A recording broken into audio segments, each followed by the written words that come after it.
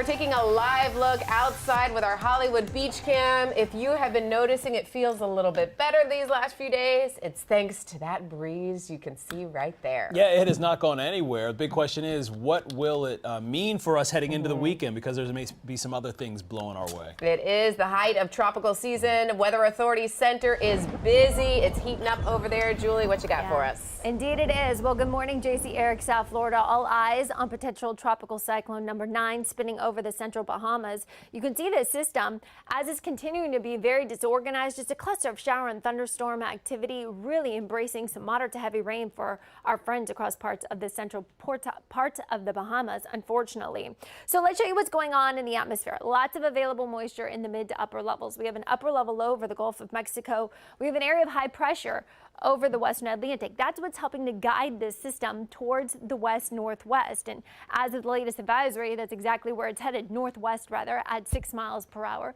The pressure 1,009 millibars.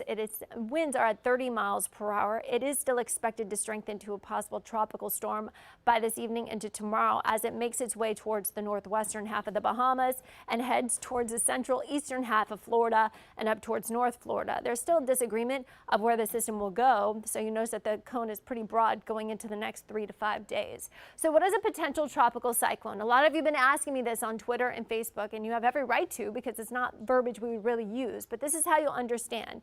It is a disturbance that may intensify. It could quickly grow and threaten land with tropical storm winds or hurricane force winds within the next 48 hours. Because of that, the National Hurricane Center and the National Weather Service will put out watches and warnings in advance for the possibility of this becoming a tropical storm or a hurricane. So therefore, as we go to the watches and warnings, you can see we are preparing our friends in the northwestern half of the Bahamas for tropical storm force winds and rain, which is something they do not need. But then we're also preparing our friends in central and northern half of Florida near the coast for the possibility of tropical storm force winds. We also have a tropical storm watch in effect for our coastal areas. You do need to remember that our beach and boating forecast is deteriorating because of the system just offshore.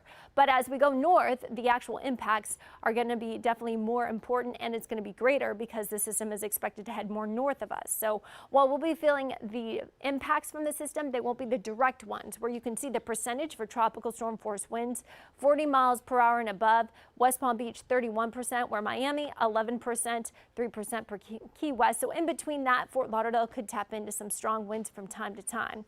The model is pretty much in agreement, at least for the next 12 hours, that the system will head towards the northwest. But then that European model keeps the system offshore, where the GFS model pushes it more onshore and more towards central and northern half of Florida.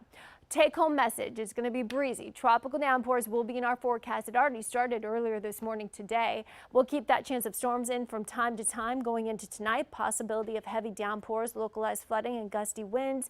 By Sunday, things will start to calm down. The further away the system gets, the better our weather pattern will be. That breeze is kicking this morning. Look at that. Wind speeds anywhere between 10 to 16 miles per hour. Temperatures in the mid-80s. We've seen gusts in the 20s so far this morning, and we've seen some showers moving in from time to time.